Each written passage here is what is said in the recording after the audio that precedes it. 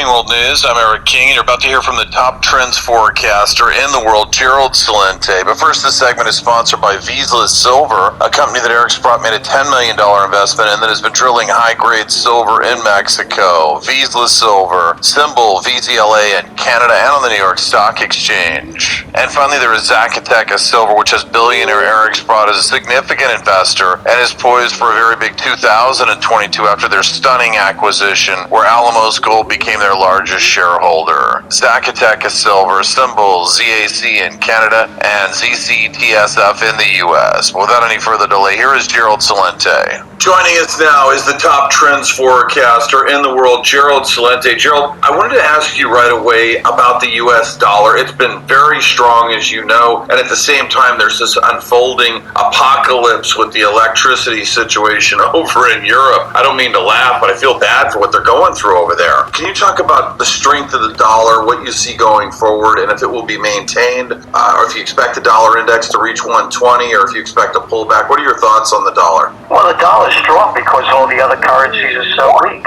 And you just talked about what's going on in Europe. I mean, what just happened? You know, their consumer price growth in the euro hit a record high of only 9.1% in August. And what are the European central banks' interest rate? How about zero?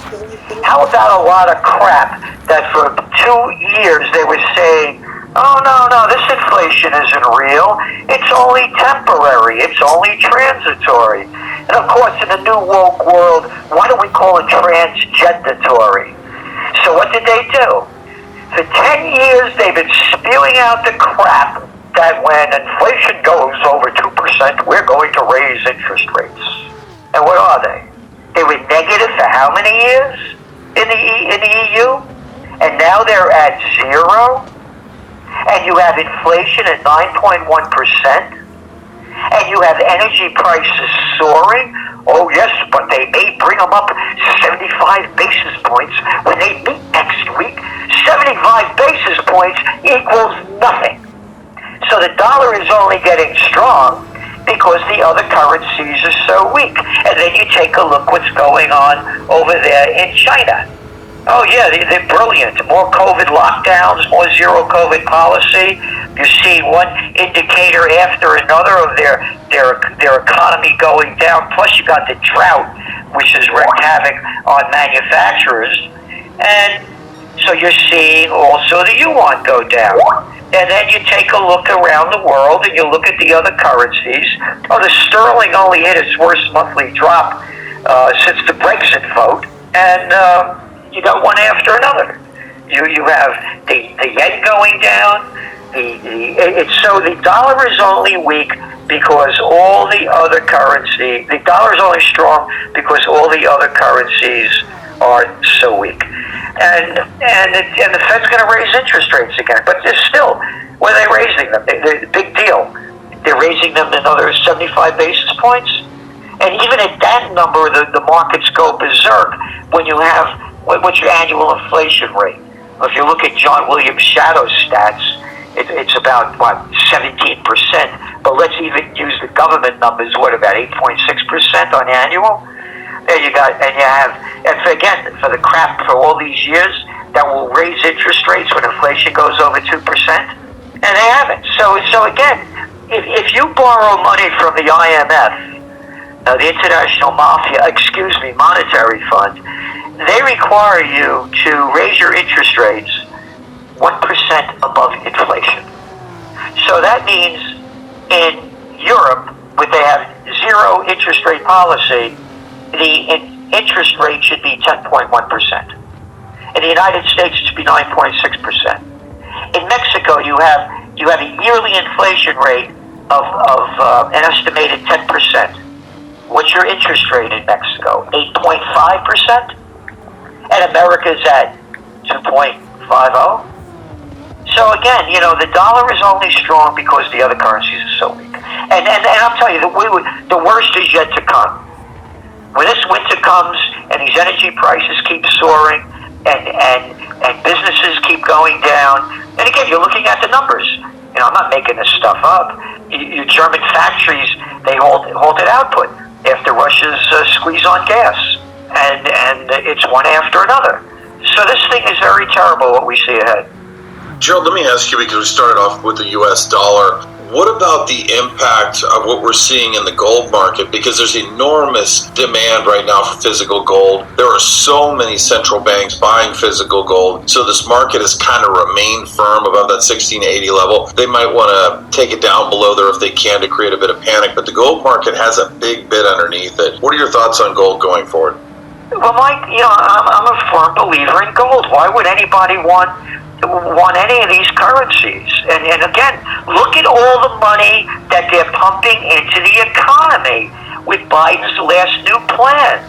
We're only at a $30 trillion debt, but when you put in really the real debt, Social Security, et cetera, it's what, by $220 trillion, not $30 trillion.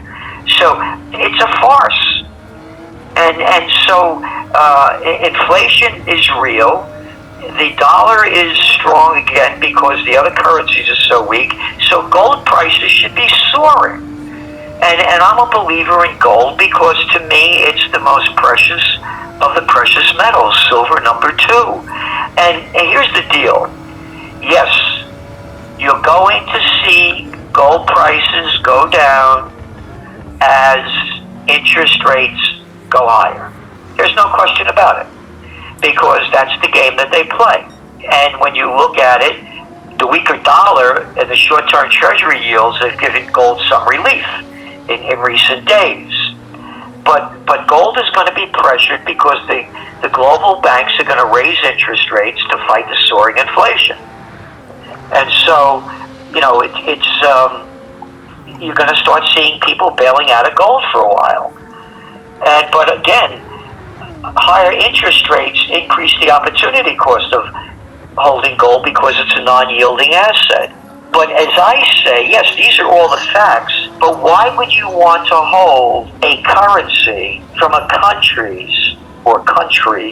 that is steep in debt and the global economy going down and geopolitical tensions rising? So yeah, to me, this is all temporary.